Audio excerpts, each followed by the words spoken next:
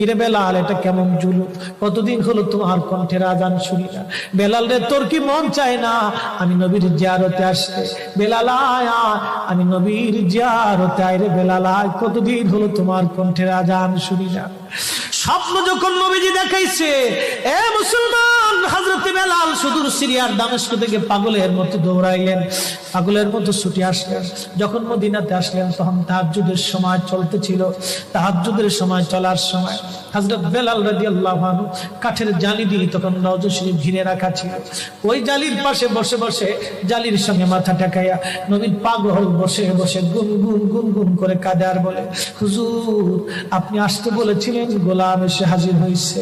নবী গো, আজান দিতে বলেছেন, আমি আজান দিলে আপনি আগে নামাজ আসতেন, এখন আজান দিলে কি নবী আপনি নামাজে আসবেন? হুজুর এখন আজান দিলে কি আপনি নবী নামাজে আসবেন?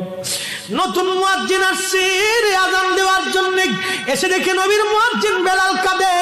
ডাক দেখে মদিনাবাসী শুনছো, নবীর মুয়াজ্জিন ফিরে এসেছে, বেলাল আসছে, বেলাল ফিরে আসছে। এই কথা শোনার পরে সব সাহাবী ঘর থেকে বের হয়ে দৌড়ায় এসে দেখে বেলাল কাঁদে। সাহাবীরা বলে, বেলাল আজান দাও, কতদিন হলো তোমার কণ্ঠের আজান শুনি না। বেলাল আজান দাও, কতদিন হলো আজান শুনি না রে বেলাল। বেলাল বলে, সাহাবীরা রে, আমি আজান দিলে কি নবী নামাজ আসবে বলো? সালমান ফারসি রাদিয়াল্লাহু আনহু ডাক দেখে, সাহাবীরা আমাদের কথায় বেলাল আজান দিবে না, তোমরা যাও দেখো হাসান আর হুসাইন দুইজন ঘরের মধ্যে আছেন। ইমাম হাসান হুসাইন রাদিয়াল্লাহু আনহুমা যদি বলে তাহলে বেলাল অবশ্যই আজান দিবে। সালমান ফারসির পরামর্শে সাহাবীরা দৌড়ায় গেলেন। বর্তমান 7 নম্বর গেট বাবুস সালাম বরাবর একটা মসজিদ আছে, মসজিদে আলী। এটাই ছিল হযরত ফাতেমা রাদিয়াল্লাহু আনহার বাড়ি। এই বাড়িতে দৌড়ে যাওয়ার পরে ইমাম হাসান হুসাইন রাদিয়াল্লাহু আনহুমা দুইজনকে নিয়ে আসা হলো। দুইজনকে নিয়ে আসার পরে হযরত ইমাম হাসানকে দেখতে আমার নবীর মতো দেখা যাইতো, চেহারাটা রাসূল করিমের চেহারার মতো ছিল। নাতি দৌহিত্র নানার চেহারা পেয়েছিলেন, ইমাম হুসাইন ও নানার সুরত পেয়েছিলেন। দুই ভাই নানার সুরত পেয়েছিলেন। হযরত বেলাল রওজা শরীফ থেকে উঠে হযরতে হাসানের বুকের মধ্যে মাথা ঠেকায় কাঁদতেছে, ইমাম হুসাইনের বুকের মধ্যে মাথা ঠেকায় কাঁদে। হযরত ইমাম হাসান ডাক দেখে, নানার মুয়াজ্জিন, কতদিন হলো তোমার কণ্ঠে আজান শুনি না। যেই কণ্ঠ দিয়া নানার আজান শুনাইতা, যাও গো ওই কণ্ঠ দিয়ে আমাদেরকেও আজান শোনাইয়া যাও। যখন হযরত বেলাল ইমাম হাসান এই কথা বললেন, হযরত বেলাল দৌড়ায় গেলেন। যেই বনু নাজ্জার গোত্রের মহিলা সাহাবীর ছাদের উপরে দাঁড়ায় বেলাল আজান দিত। আবু দাউদের 519 নম্বর হাদিসের মধ্যে আসছে, প্রত্যেক ফজরের নামাজের সুবহ সাদিকের আগে বেলাল দাঁড়াইতেন। দাঁড়ায় আজানের আগে বলতেন, আল্লাহুম্মা ইন্নী আহমাদুকা ওয়া নাস্তাঈনুকা আলা কুরাইশিন ইউকিমুদ্দীনাক।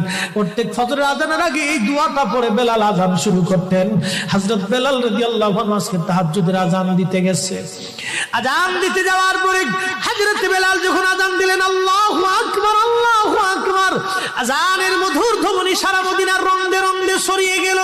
মদিনার ঘর থেকে সব সাহাবী বের হয়ে দৌড় মারছে। আবার যখন বলেন আল্লাহু আকবার, আল্লাহু আকবার, সব সাহাবী, মহিলা, বৃদ্ধ, বনিতা ঘর থেকে বের হয়ে দৌড় মারছে। যখন বলল আশহাদু আল্লা ইলাহা ইল্লাল্লাহ, মদিনার ঘর থেকে সব মহিলারা ঘর থেকে বের হয়ে দৌড় মারছে রে, আর কান্না করে নবী বুঝি ফিরে আসছে রে। আবার যখন বলেন আশহাদু আল্লা ইলাহা ইল্লাল্লাহ, তখন মদিনার মানুষ কান্না করতেছিল, গুন গুন গুন গুন করে কান্না করে। মদিনার ভিতরে আওয়াজ বের হয়ে গেল, নবী বুঝি আসছে রে, নবী বুঝি ফিরে আসছে রে, নবী বুঝি ফিরে আসছে রে, নবী বুঝি আসছে। হযরত বেলাল যখন বলেন আশহাদু আন্না মুহাম্মাদুর রাসূলুল্লাহ, মদিনার মাটিগুলি থরথর থরথর করে কেঁপে উঠছে রে। মদিনার মানুষের কান্না বেড়ে গেল। হযরত বেলাল অজ্ঞান হয়ে জমিনের মধ্যে পড়ে গেলেন, তিনি বেহুশ। নবীনা আশিক বেহুশ হয়ে গেলেন। বেলালের মতো আশিক যদি আমরা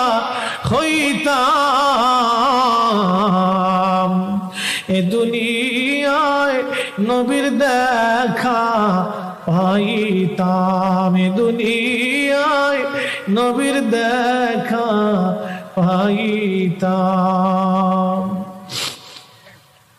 যখন হুঁশ ফিরে আসছে, রওজা শরীফের পাশে বসে বসে বেলাল কাদের বলে, হুজুর হুজুর আজান দিতে বলেছিলেন, আজান দিয়েছি।